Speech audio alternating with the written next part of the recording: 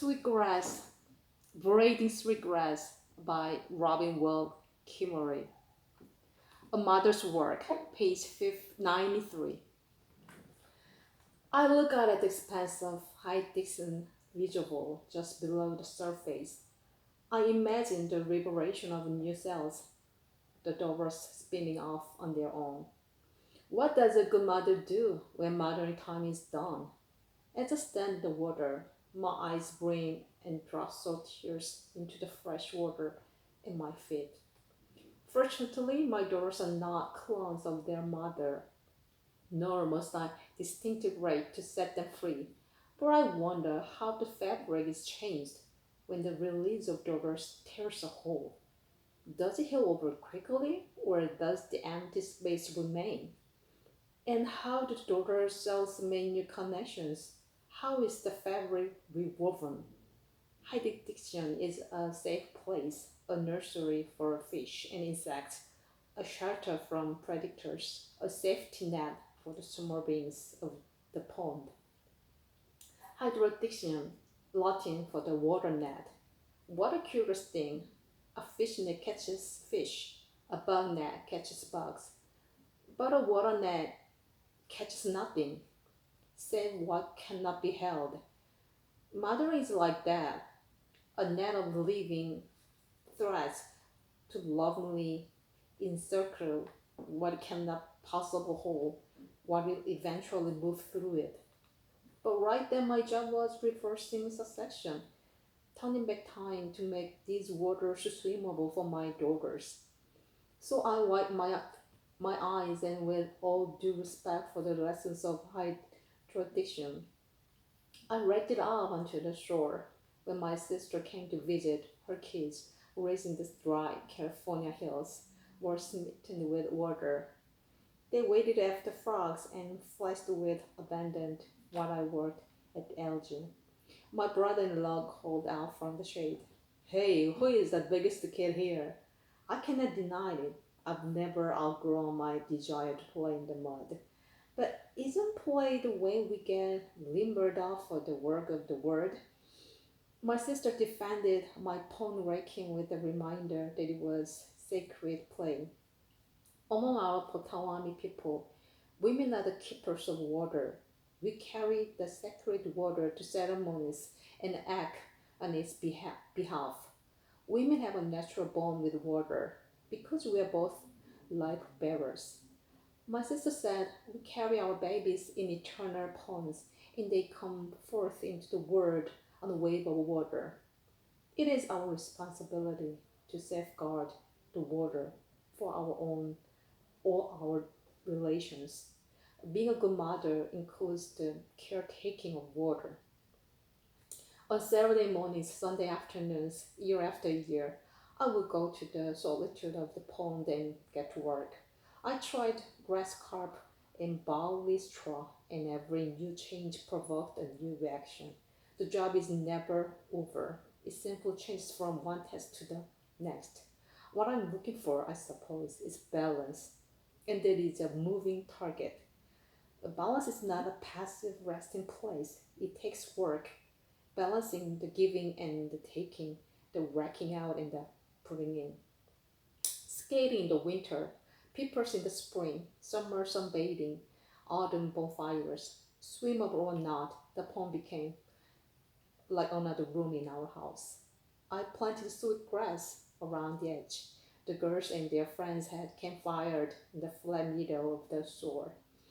Slumber parties in the tent, summer suppers on the picnic table, and long sun-washed afternoons sunbathing, rising on one elbow when the gust of the heron's wings stir the air. I cannot count the hours that I spent here, almost without noticing the hours stretched out to years. My dog used to bound up the hill after me and race back and forth along the shore as I walked. As the pond grew clearer, he grew more feeble, but will always go with me to sleep in the sun and drink at the edge. We buried him nearby. The pond built my muscles, wove my baskets, mulched my garden, made my tea, and trellised my morning glories. Our lives became entwined in ways both material and spiritual. It's been a balanced exchange. I worked on the pond and the pond worked on me, and together we made a good home. One spring Saturday, while I was raking algae, there was a rally downtown in support of the cleanup of Onondaga Lake, on whose shore our city stands. The lake is held sacred by the Onondaga Nation, the people who have fished and gathered on its shore for millennia. It was here that the great Haudenosaunee Iroquois Confederacy was formed. Today, Onondaga Lake has the dubious reputation of being one of the most populated lakes in the country. The problem in Onondaga Lake is not too much light but too little. As I dredge up another heavy wreck full of slime, I feel also the weight of responsibility. In one short life, where does responsibility lie? I spend countless hours improving the water quality of my half-acre pond. I stand here raking algae so that my kids can swim in clear water while standing silent on the cleanup of Onondaga, where no one can swim. Being a good mother means teaching your children to care for the world. And so I've shown the girls how to grow a garden, how to prune an apple tree. The apple tree leans out over the water and makes for a shadowy arbor. In spring, a drift of pink and white blossoms send plume of fragrance wafting down the hill and a rain of petals and water. For years now watched her seasons from frothy pink blossoms to gently swelling ovaries and the petals fall away to sour green marbles of adolescent fruit to the ripe golden apples of September. That tree has been a good mother. Most years she nurtured a full crop of apples, gathering the energy of the world into herself and passing it on. She sent her young out into the world well provisioned for the journey, packaged in sweetness to share with the world.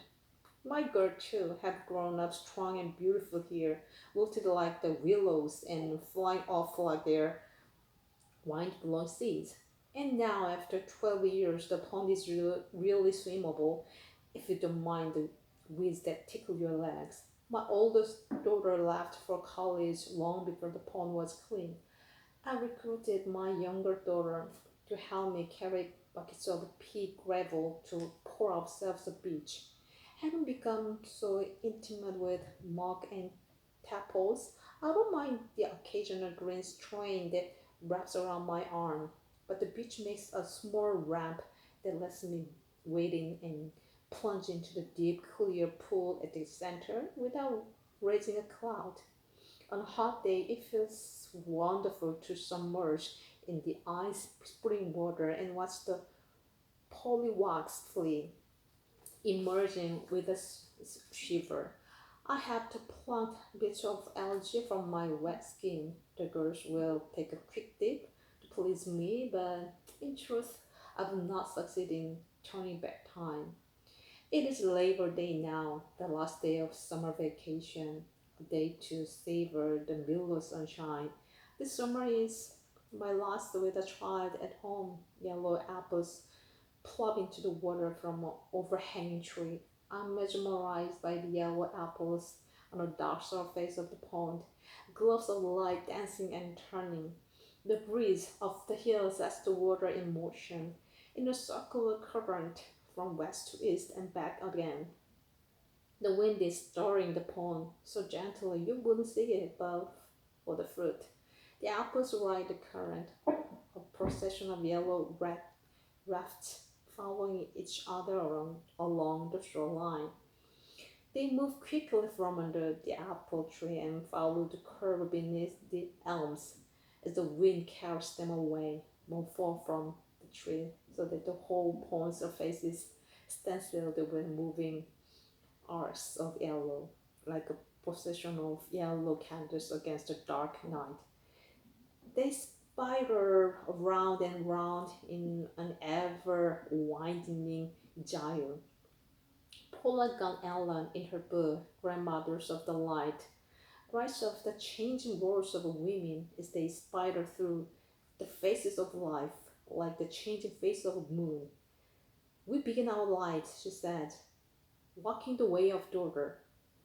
This is the time for learning, for gathering experiences in the shelter of our parents. We move next to self-reliance, when the necessary task of the age is to learn who you are in the world. The past brings us next to the way of the mother. This can relate. It's a time when her spiritual knowledge and values are all called into service of their children.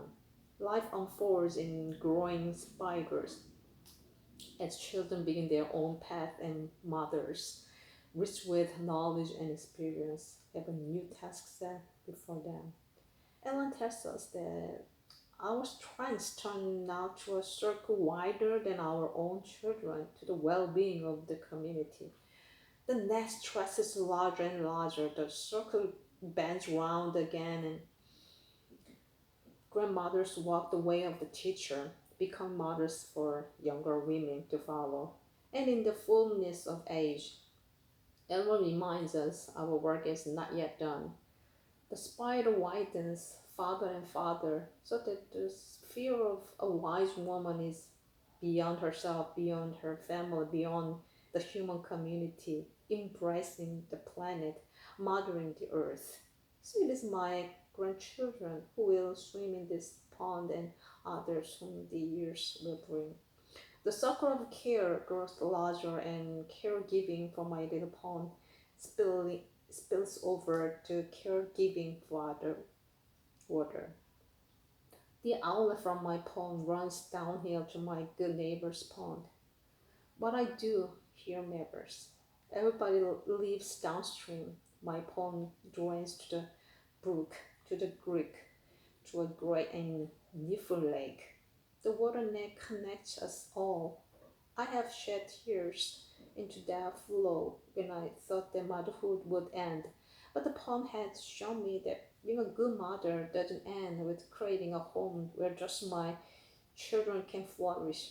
A good mother grows into a ritually eutrophic old woman, knowing that her work doesn't end until she creates a home where all of life's beings can flourish.